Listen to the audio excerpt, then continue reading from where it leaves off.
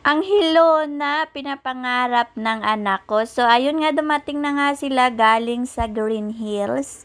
At syempre, ito bumili nga sila nitong cellphone na to na kinagatan. Tawag nila dito, cellphone na kinagatan.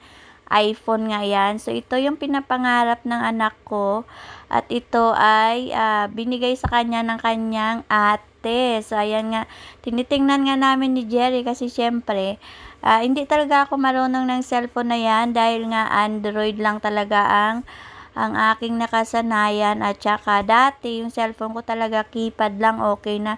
So ayan, first time na sa pamilya namin yung nagkaroon ng iPhones. Kumbaga, siya pa lang yung nakakagamit niya kasi lahat kami is di keypad, Android. So 'di ba nga tinatawanan ko nga siya kasi nga sabi ko kung sino pa talaga yung walang trabaho, kung sino pa talaga yung walang ipon, siya pa yung nagkaroon ng iPhone, 'di ba?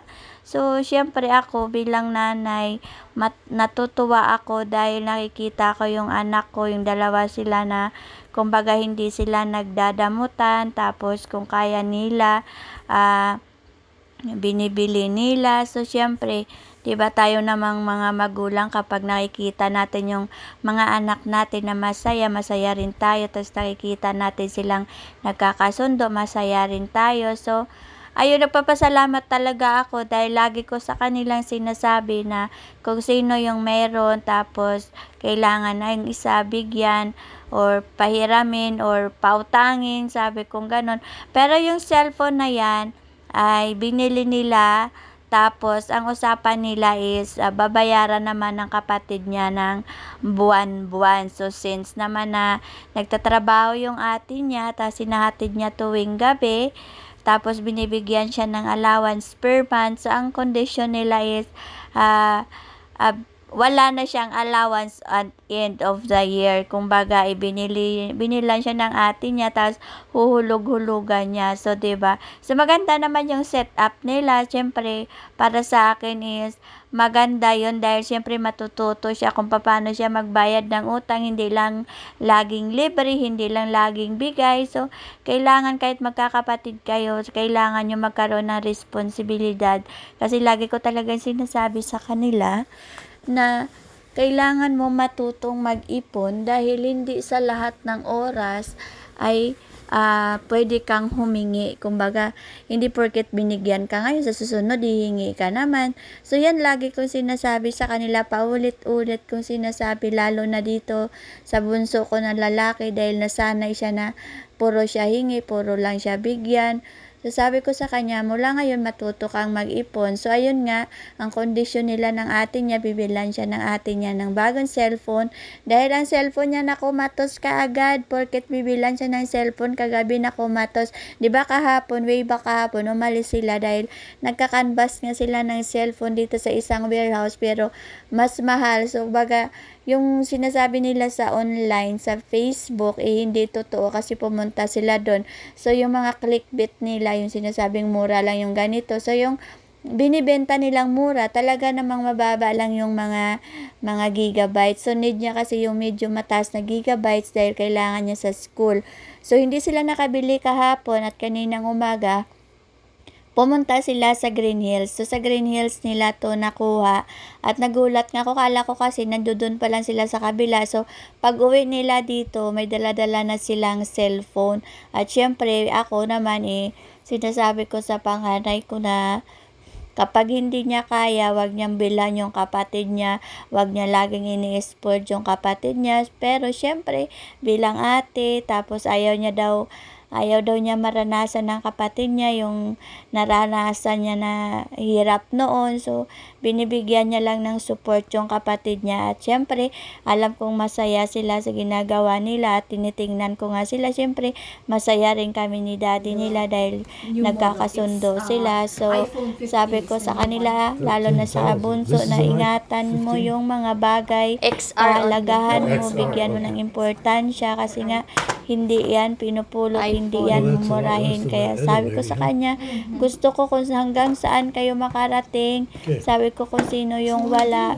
tulungan nyo. Kung pagdating ng araw na ikaw ang mayroon, tas kailangan ni ate mo, bigyan mo, tulungan mo. So, lagi ko yan sa kanila pinapaalala. Lagi ko sa kanila sinasabi yan harap-harapan dahil siyempre ayaw ko magkaroon ng favoritism. Kumbaga, ayaw ko yung mas lamang si ganito, mas lamang si ganyan kasi pareho ko silang anak at siyempre lumaki sila na iba yung nakagisnan nila. Kumbaga, diba? So, ayan, lagi ko talaga yan sa kanila sinasabi na paghihirapan nyo lahat ng gusto nyo para mabigyan nyo ng appreciation. At syempre, sabi ko nga sa kanya, pasalamat lang siya dahil nagkaroon siya ng kapatid na hindi madamot. Kumbaga, binibigyan siya basta meron at kaya dahil nga, syempre, dalawa lang naman sila. At lagi talaga yan siya nagpapalambing kahit kung ano yung gusto niya, lagi siyang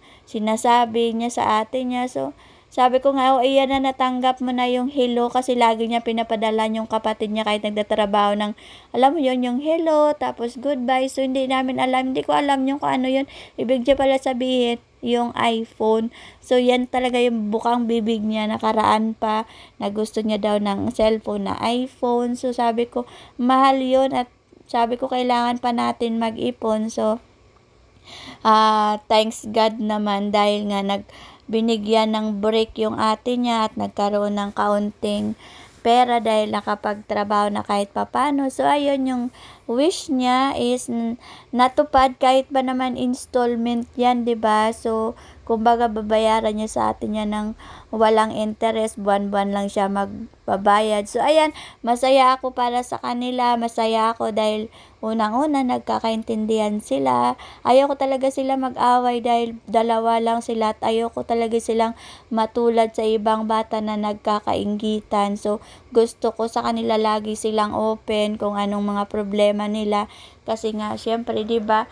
So, hindi naman sa lahat ng oras ikaw lang meron. Hindi sa lahat ng oras ikaw yung wala. Kasi nga sabi ko sa kanila, pagdating ng araw na ikaw yung mayroon, tapos si ate mo wala, tulungan mo. Kung maging successful ka, lagi mong dadalhin si ate mo kung saan ka. Kasi nga, ngayon lagi ka ni ate mo dinadala kung saan siya pumupunta. So, sabi ko, lagi ko sinasabi sa kanila na magmahalan sila at magtutulungan sila. So, syempre bilang nanay, natutuwa din talaga ako kasi nga, kumbaga, yung hindi ko maibibigay sa kanya sa ngayon dahil nag-iipon pa, parang sinalo ng kapatid niya. At syempre nakikita ko naman talaga na tuwang-tuwa siya at feeling pogi na naman siya dyan sa gilid. Diba ikaw ba naman magkaroon ng iPhone na wala kang ipon, inaasar-asar namin siya. Kumbaga, talagang iniisip ko talaga, 'di ba? So, sa atin, 'di ba? Talagang ayaw natin bumili niyan kasi siyempre parang nakakatakot kasi gamitin yung mga ganyang cellphone at saka sabi nga ni daddy niya, bakit hindi daw sa akin binigay?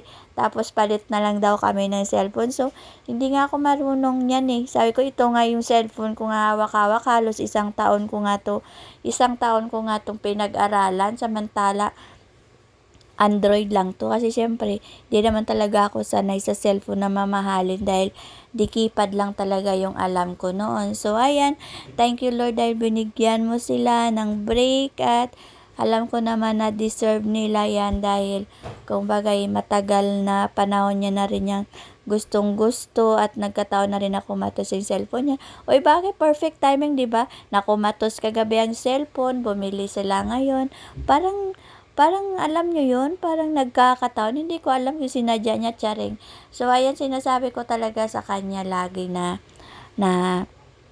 kung ano man yung makukuha niya, kung ano man yung mabibili niya, lagi niyang iingatan dahil sa panahon ngayon, hirap kang makaipon dahil sa taas ng bilihin. So, ayan, masaya ako dahil syempre makapag-selfie na siya at puging-pugi na daw siya sa mga picture niya. So, ayan.